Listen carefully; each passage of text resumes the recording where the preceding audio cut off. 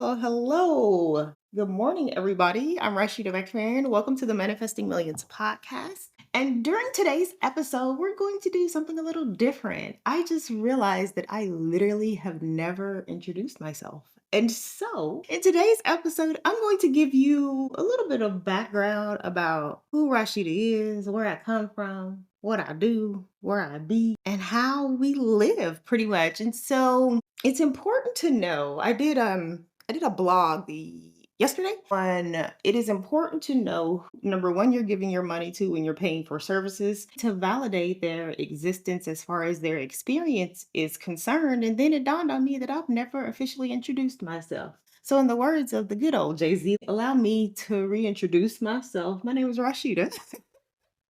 Your girl has been in finance for 18 years. I've spent the last 18 years climbing the corporate ladder in blue chip banks. When I say blue chip banks, if you don't know what that means top four banks. I've specifically worked directly for Wells Fargo and Bank of America, and I've done client contracts with Citibank. The only bank that I have not worked for and had a partnership with yet is JP Morgan Chase, but something tells me that that may be on the horizon in the future. I have a couple of things that are in the works that we will see how they play out over the course of this next year. So, that being said, to give you a bit of background on where I started, how I got into finance. So, I am from this very small town in West Tennessee that's about 45 minutes outside of Memphis. I grew up on a farm. My family business has been farming and land for the past one, two, three, four generations. I grew up on a 1,000-acre farm with my mother, grandmother, and my grandfather, who were pretty much, I call them the Trinity because they are officially the ones who raised me. My mother and father divorced when I was really young, I think right around four. And my father didn't really play an active role in my life, and therefore my grandfather stepped up and very much took care of me just as a parent would. Miss him every day, and he's been gone for over 20 years. And he died going into my senior year, which was 1997, the summer of 1997. My grandfather went to Tennessee State University. My mother went to Tennessee State University, actually, my mother and father. And I am a proud third generation graduate of Tennessee State University, which is an HBCU in Nashville, Tennessee. And if you do not know what an HBCU is, it is historically Black college and university. We actually do have a fourth gen that's decided to write his own path a little bit differently, but we've had four generations of legacy and leadership come through that institution of higher learning. And so I am a proud TSU alum. And let me clarify, since I'm in Texas, when I say TSU, I'm not talking about Texas Southern, which is an amazing school in Houston, by the way. And it's another HBCU. So my background, as far as what I majored in college, I was an English major in college with a minor in aerospace leadership and technology. I spent 3.5, almost 4 years in the military. Upon graduating, since my Air Force career ended way earlier than I had planned, I ended up going to Vanderbilt University. A few years trying to figure out my path in life. It was very much a last minute knee jerk decision because my plans to go to the Air Force did not pan out as they were supposed to. Um, I feel like I spent almost 2 years paying $30,000 a year to figure out what I was doing with my life at the time. I was 23, and just like any 20-year-old who doesn't have a clue, right? I just didn't know. I spent a lot of time sitting outside in courses with my classmates, looking up at the sun, looking over at the business school, wondering why I wasn't over there instead of here. No worries, that would auto correct itself in the next 2 years. I ended up going back home to Memphis for about a year and a half to 2 years.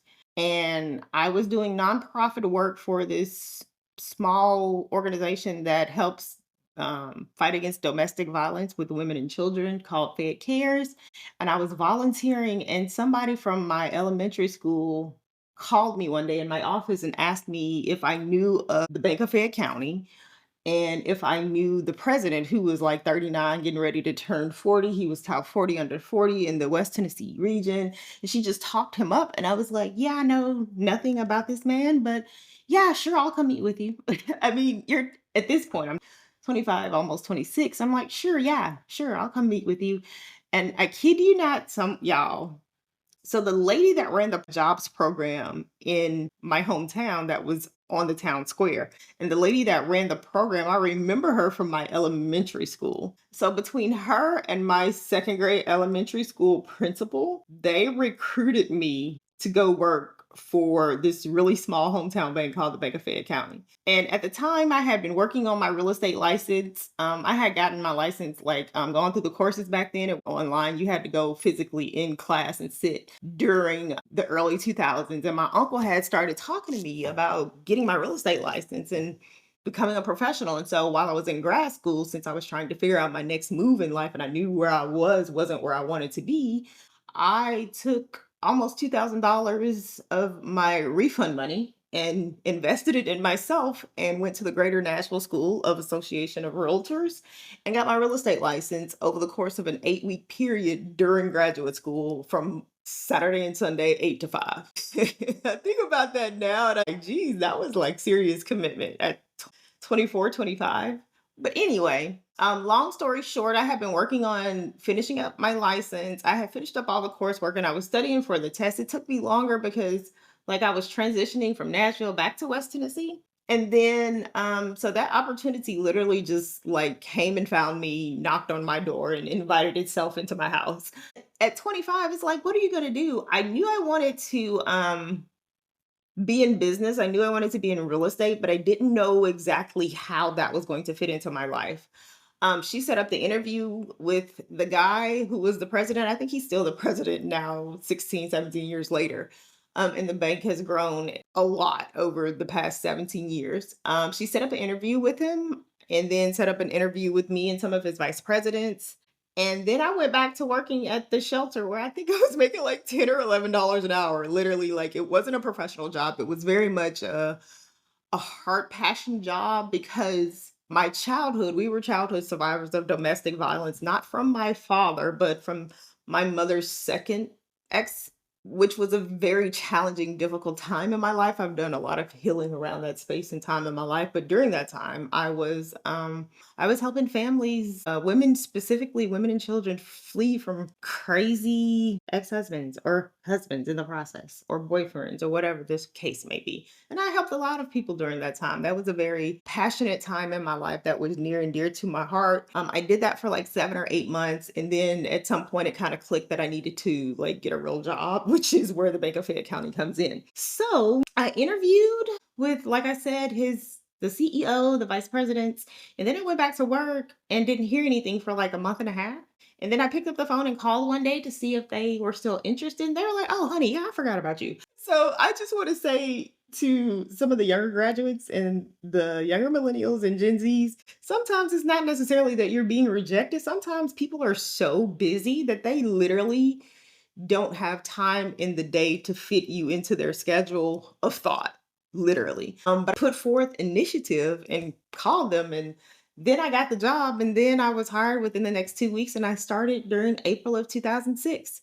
I always say that that experience was like literally the foundation because as soon as I got back into banking, the CEO sent me back to school, which was a professional graduate banking school. And guess where it was, of all places? The Owen Graduate School of Management at Vanderbilt University in partnership with the Tennessee Bankers Association. And so that is literally where I start my career.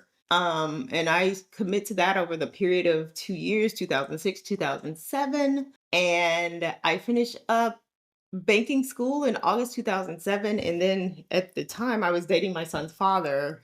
We were planning to get engaged that summer. And a month later, after I finished banking school, we get pregnant with my son. Like I said, I finished up graduate school. And at the time, I was starting to look towards going to Charlotte to work for Bank of America or Wachovia at the time. Because remember, Wells Fargo bought Wachovia. And the way I end up getting there is such a a roundabout way, but I get pregnant with my son, which is definitely wasn't on my life plan timeline. I have me getting pregnant between 30 and 32. Child, I was 27. And I wasn't married. We were supposed to get married, and then the relationship with the other parent kind of unravels from there because we found out later that it just wasn't a good fit overall. Shortly after I graduated, because I found a mentor at graduate school and ended up going to work for my mentor in a private equity fund in Memphis at 26. I was pregnant running a $1.7 million private equity fund that was funding small capital growth for businesses who were looking for working capital to keep their business going in the West Tennessee area.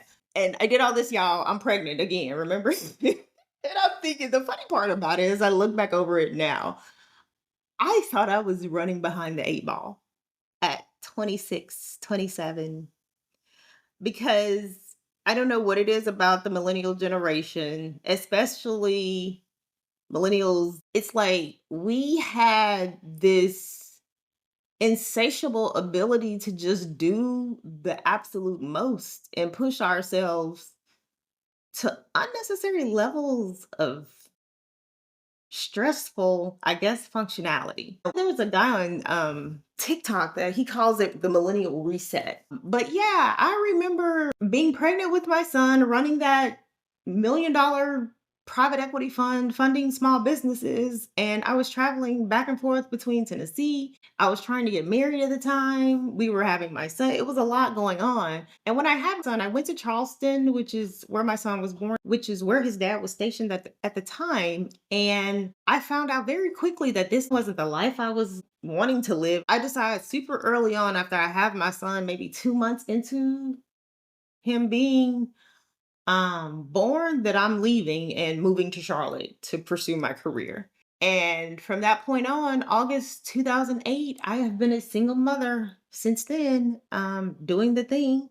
But that becomes essentially it becomes the sounding board for where I'll launch the next phase of our life. One weekend I drove up with my son. He was probably all of, like I said, 2 months, 3 months old. I drove up to Charlotte to see if I liked the city, rented a hotel, and I was like, it has a nice feel to it. And I was like, I think we can build a life here. And again, my specific focus was going to work either for Bank of America or Wells Fargo. The first year of my son's life, I took off. I had saved a ton of money preparing for his birth. It was enough money for me to last for up to a year. And then I was able to get an apartment to sort of move our stuff from Tennessee to North Carolina. And like I was at home with my son to make sure he got a solid first year of life and everything foundationally that he needed was given to him. In about 9 to 10 months, I went back to work part time, and it didn't matter. It didn't matter that I was almost at six figures at 26. I took whatever job that I could get because at that point the market had bottomed out and everything was changing. And so I took a job at Wells Fargo at night as a closer, making like $14 an hour. I didn't care how much money it was. I just needed to get my foot back into the door, and I knew that that could be a stepping stone into me getting into these larger organizations, which were the blue chip banks. And lo and behold, because I took that job for 2 or 3 months in the summertime, and then I get a full-time contract October of 2009. Remember, I stayed at home for a year. October of 2009 to go work for Wells Fargo full time. And of course, it was a huge step up in regards to money. It was a huge step up in regards to responsibilities. And, this is where we pretty much lay the foundation to the beginning parts of our lives. Specifically for him, we stayed in Charlotte for 5 years because I did want him to be close to his other parent. Even though he didn't come visit much, I wanted to be able to say that I did my part as far as being able to give the opportunity for him to be an active part in my son's life in case he wanted to. 5 years into it, I'm working at Wells Fargo. Life is great. I have amazing supervisors. I'm climbing the ladder. I'm getting approved for my lending authorities. And I'm just literally wrecking shop. It's like my late 20s. I'm going into my early 30s. We go to the beach. I love Myrtle Beach. We used to go to Myrtle Beach all the time when we were on the coast of the Carolinas, specifically Myrtle Beach in South Carolina. And we would do that for birthdays and stuff in the summertime. And out of nowhere, his other parent pulls the rug and is like, I'm moving to Germany. I'm sorry, what? And I'm like, the only reason I chose to stay here was because number one, my career. And then number two is because I wanted our son to have a relationship with you. And I didn't want to put a building block in between that. And so, like I said, I figured if we were centrally located, then that would be an easier transition in reference to being able to build relationships over time. And that turned out to just not be the case. And so he left. And as soon as he left, I shortly thereafter, I was getting calls from Dallas, Texas. I had been getting calls from Dallas, Texas for like the last 7 or 8 months, and I had just been turning job opportunities down left and right because I wasn't ready to move. But after he left, I was like, you know what? It's time for me to be a little closer to our family. I wanted to be closer to home. I wanted to be back in the South. I'm not really an East Coast person because a lot of people on the East Coast in Charlotte, particularly, a lot of people there come from like New York, Washington, D.C., Pennsylvania, and they consider that the South. And I'm like, oh, you have no idea, honey. This is not the South. And so I started interviewing for roles in Dallas. And by the end of that year, I get an opportunity for Citibank. And then we pick up our stuff and we move to the South, honey. See, we from Texas, okay? Uh, so yeah, we end up in Texas around late 2011, early 2012, and we've pretty much for the most part been here ever since. And so it's so funny as I'm looking back over my career, it's like it's interesting how your personal choices eventually end up playing into the choices you make as a career woman or a career person in general, because it always ends up working out regardless of whether or not it works out how you planned it, because life just doesn't always work out how we planned it. Period. I don't care how much you try to stick to a plan. Now, I'm not saying you don't have a plan. Absolutely. You have a plan. In the process of you having that plan, know that God has other plans for you, 9 times out of 10. And so that's how we end up here in Texas. And that's where we've pretty much been ever since. I've built my career, majority of my career has taken place here in Texas. And Texas has been amazing for us as far as financially, as far as the environment, as far as being closer to my family and being able to get home to Tennessee. And I would eventually transition out of that role with Citibank and I would join another company, which was an international bank based out of the UK. And that is where I did my first $1 billion deal. And that was around May 2015. And then from there, it's like what they say is the sky is the limit. I joined Bank of America in 2016, which is that following year, which is where I've been pretty much since then. I've spent the last 7 years at Bank of America closing deals, approving loans, going through consent orders and regulation for us getting fined. Like there's so much that I can go into detail with about it, doing risk management on alternative assets. There's so much in regards to my career. I literally would have to sit down and just probably come up with stories to be able to talk through, because a lot of the stories that I have are teachable moments in your career. A lot of the times they're pivotal moments, but I just wanted to give you a background about who I be in these streets. And so at the end of last year, I decided to jump out on my own and transition into the alternative asset space of Web3 blockchain technology and cryptocurrency, because it is very much our future. I am very much a traditional conservative trained financier, period. I like my job has been risk management literally for the last 18 years, whether I was approving loans, denying loans, approving deals, denying deals, like that is what I've been doing. Unlike a lot of the financial influencers, that's what I'll call them, on social media and on the internet, I'm not going to take pictures of Wall Street. I'm not doing field trips to Wall Street, because when you work in finance, Wall Street is just a street that you walk on to get you to whatever client you're visiting for the day. It's really not a big deal. It's a business district, right? And so you won't see me, getting excited about going to Wall Street and being on the exchange because I deal with it every day or have dealt with it every day for the last 18 years. In regards to personal investments, I've been investing since I was 26. Um, I bought my first investment property at 26, and like I said, I've been investing in assets, alternative assets. And when I say alternative assets, that's anything that's not a traditional stock.